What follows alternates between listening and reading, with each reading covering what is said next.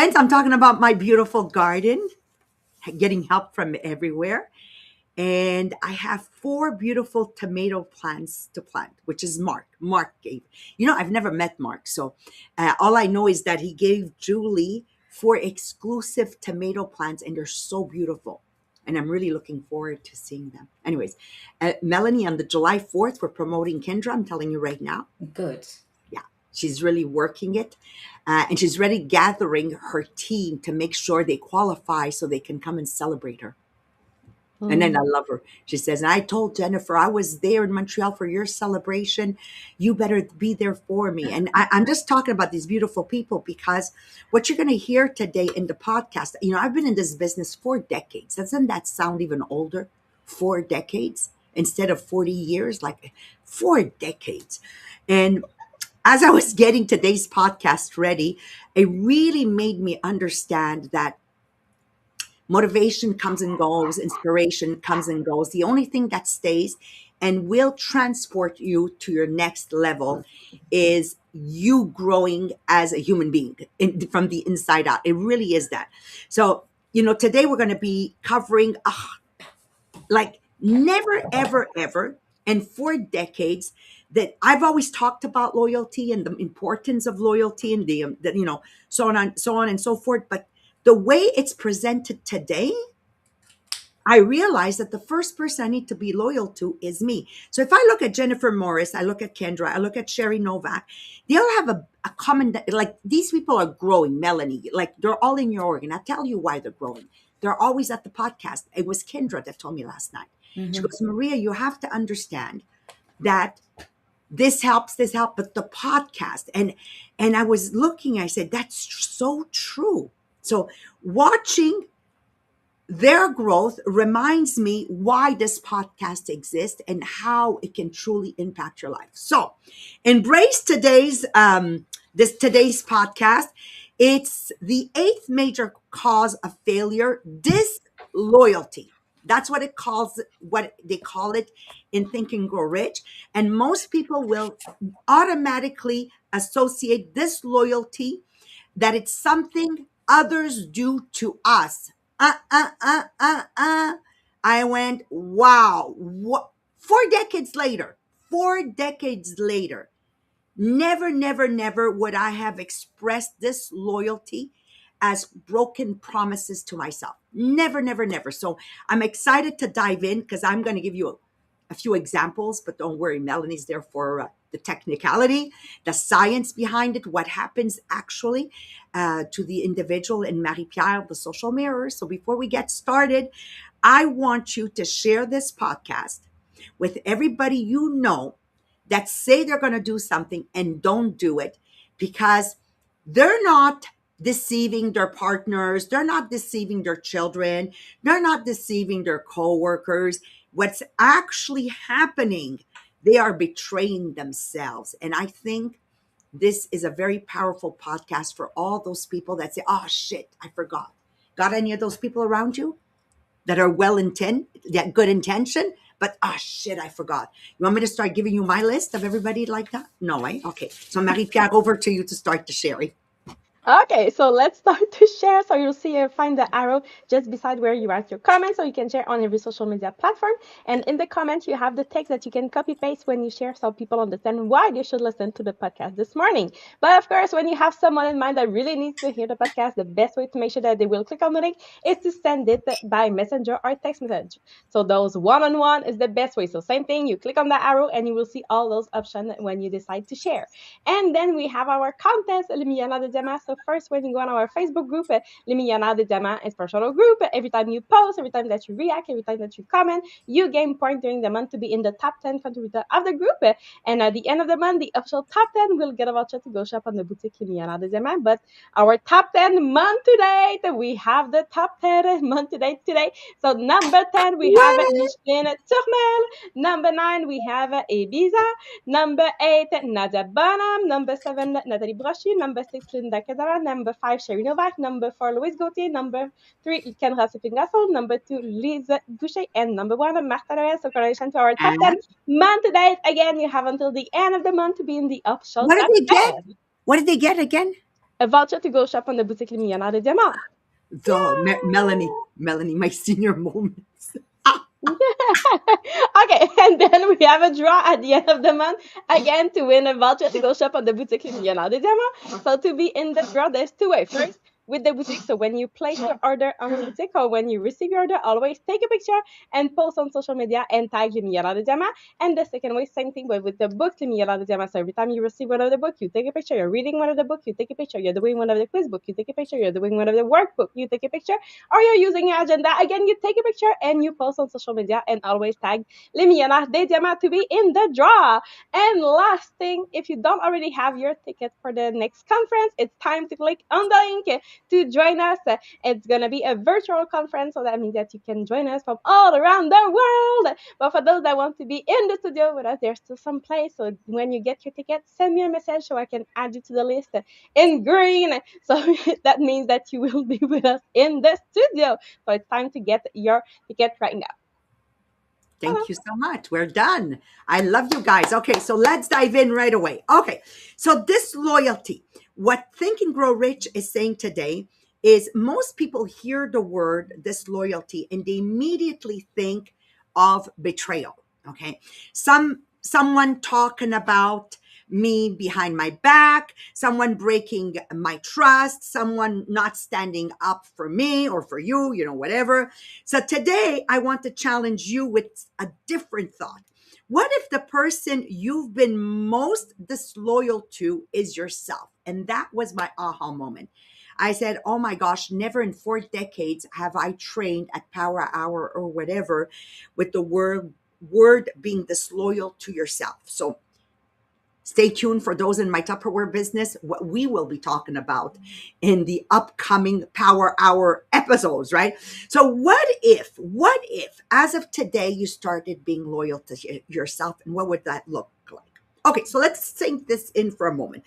Because I've been in this business such a long time, I have so many examples that they're failing because they keep betraying themselves. I wouldn't have worded this way prior to preparing the podcast, but we did word it this way for the podcast. Think about it. How many times have you said, Monday, I'm starting? Monday, I'll make the calls. Tomorrow, I'm going to do my follow-up. This month, I'm going to be consistent. I'm going to lose weight. I'm going to save money. I'm going to attend every training. I'm going to build my business. And then Monday comes along and nothing happens. Now, here's the dangerous part. Most people think nothing happened. No, no, no, no, no. Something did happen. You see? You just taught yourself that your word doesn't matter. Okay, guys, did that sink in? Okay. You just taught yourself that your word doesn't matter. Every time I make a promise to myself and I don't keep it, confidence is leaving the room. Confidence is not built by a motivational video. Confidence is not built by um, by an inspirational video. Confidence, the only way I build confidence is by keeping my promises. So when I look at Marie-France Toupin, she had been keeping her promise to do this and that in her business in January and in February, ever since we started the monthly reviews, and she had joined us in our split. And as she was growing confidence, she also grew her consistency. And as her consistency grew, she also grew her confidence. So it's a beautiful circle that just when you put it all together, it forms a beautiful heart for you. It's loving you. So I want you guys to prepare your motivational speech when you achieve your next level. Kendra is with us, starting with, I want to thank me for having attended all the trainings. I want to thank me for having used the trainings for having implemented the trainings in my Tupperware business. I want to thank, something like that. Get your speeches ready. Kendra, throwing it your way. You're our next director. So think about this. If I told you I was going to meet you at the office tomorrow at 9 a.m. and I didn't show up, of course you would be disappointed. For sure, for sure, for sure. But think about it for a second, okay? Would you trust me less? Of course you would, but that's not the problem. 10 times worse is I stop believing in me completely. When I do this too many times, slowly, slowly, I am removing my self esteem. Like it's not just confidence, it's even worse than that, self esteem. So this loyalty starts there, not with others, but with me. So let me give you another example. People tell me, "Oh, Maria, my goal is to become director." Okay, wonderful. Then I ask, "How many people did you contact yesterday?" Silence. Okay, how many recruits do you have this week? Silence. How many follow-ups and follow-throughs did you do? Silence. You cannot say you're loyal to a goal while behaving disloyally towards the actions required to achieving that goal. And I went, oh my God, this is so good. That's not loyalty. That's wishful thinking. Here's another one. People say, my family is my priority. Beautiful. Then then I say to them, okay, so how was this weekend?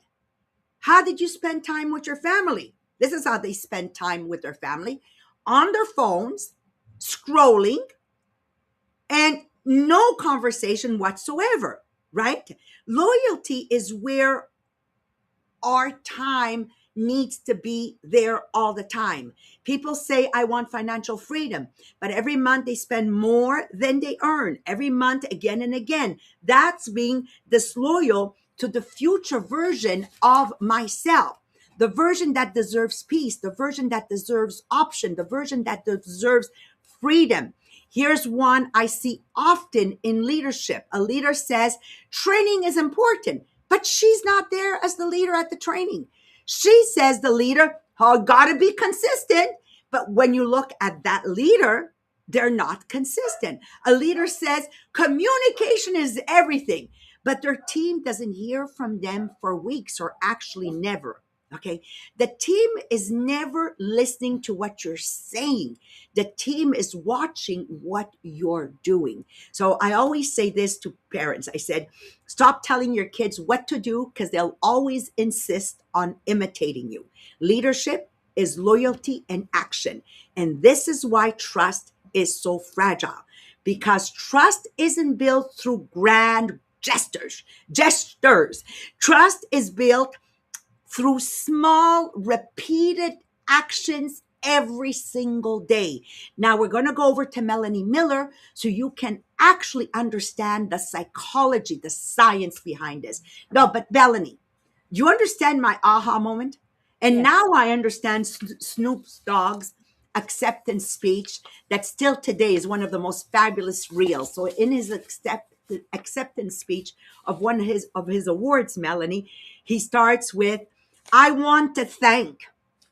Myself. He hesitated. You saw it. And then he says, I want to thank me for always showing up. I want to thank me for working hard.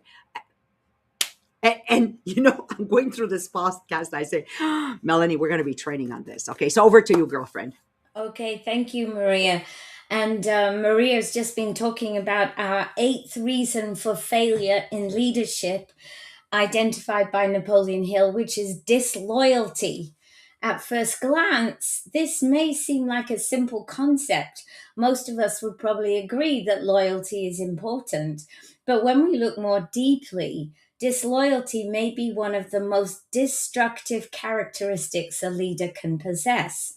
Why? Because leadership is built on trust, and trust is built on loyalty. When a leader is disloyal to those above them, below them, or beside them, people notice. Perhaps not immediately, but eventually. One of the most common ways this appears is through conversation. A leader constantly criticizes others, talks negatively about people who are not present, shares confidential information, or blames others when things go wrong. The people listening may not say anything, but something important is happening inside their minds. They begin to ask themselves, if this leader speaks this way about others, what do they say about me when I'm not here? Can I trust them? Will they stand by me when things become difficult? And that is where the damage begins. Human beings are wired for social connection. For thousands of years, our survival depended on belonging to a group. Because of this, the brain is constantly assessing whether people around us are safe and trustworthy. When we encounter someone who appears loyal, consistent, and trustworthy, the brain responds positively. Oxytocin, sometimes called the trust hormone, increases. Stress decreases. People become more open, more cooperative, more willing to share ideas, more willing to take risks. But when we observe disloyal behavior, the opposite occurs. The amygdala, the brain's threat detection system, becomes more active. Cortisol increases. The brain begins moving into protection mode. People become cautious, less willing to share their thoughts and ideas. And when that happens, innovation and collaboration begin to disappear. A disloyal leader creates uncertainty, and uncertainty creates anxiety.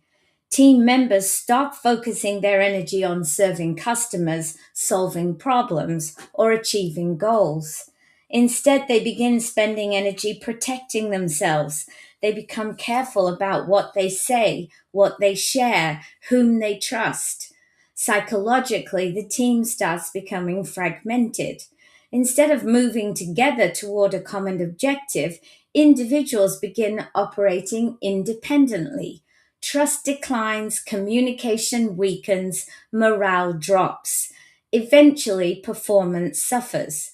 Not because people are incapable, but because the environment no longer feels safe. Of course, disloyalty is not limited to leaders. Team members can also be disloyal. And when that happens, leaders experience many of the same reactions.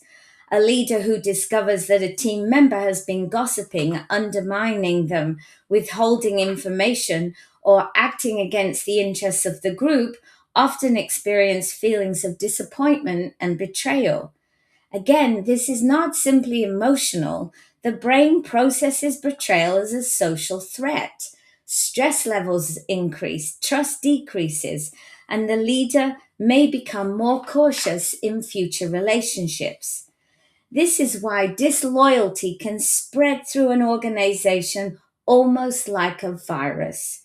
One act of betrayal often creates more suspicion, more defensiveness, and less openness. Hill also suggests that loyalty begins with something even deeper, being loyal to your own values, to your own principles, to your own commitments. Because people who constantly betray their own promises eventually lose confidence in themselves. If you continually say, I'll do it tomorrow, I'll start next week, I'll follow through later, and then fail to do so, your subconscious mind begins to doubt your word. And if you cannot trust yourself, it becomes difficult for others to trust you as well. Perhaps this is why Hill considered disloyalty such a serious cause of failure in leadership, because leadership is ultimately a relationship, and every relationship depends on trust. The most successful leaders are not necessarily the smartest, they are not necessarily the most talented, but they are often the people whose loyalty is unquestioned. People know where they stand. People know they will be treated fairly. People know they will be supported. And that creates something priceless: trust. Because when trust grows, people grow, teams grow, organizations grow, and leadership becomes infinitely more effective. So now I'm going to hand you over to Marie Pierre, who's going to help us explore just how loyal we are. Over to you, Marie Pierre.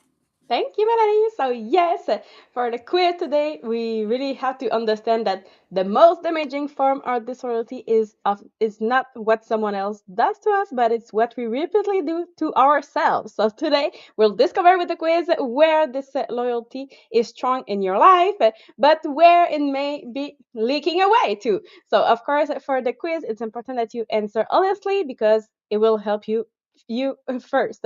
So it's really important that you answer honestly and not what is the best answer. It's easy to know which is the best answer, but the goal here is not to answer the good answer, but to really realize where you are right now so you can grow personally. So let's start. This morning you can answer A, B, or C for each question. So let's start question number one. So you set your alarm for 6 a.m. because you promised yourself you would start walking before work. So now it's the morning, the alarm rings. What usually happens? A, I hit snooze and I tell myself I'll start tomorrow. B, I get up some days but not consistently. Or C, I get up because I made a commitment to myself. Question number two. You tell your children or your spouse or a family member, okay, tonight I spend time with you. Then maybe work or social media or just life gets busy. So what happened next? A, they usually get what's left of my attention. B, I try my best but often get distracted. Or C, I protect the time because my word matters. Question number three. You tell a friend, oh, I'll call you this week. And then a week later, did you A, completely forgot? B, I remember eventually? Or C, I follow through because I said I would?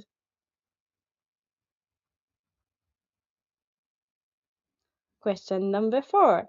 You sign up for a training or Zoom or event that could help you grow. And then the day arrives. What happened? A, I find a reason not to attend. B, I attend if it's convenient. Or C, I show up because I committed.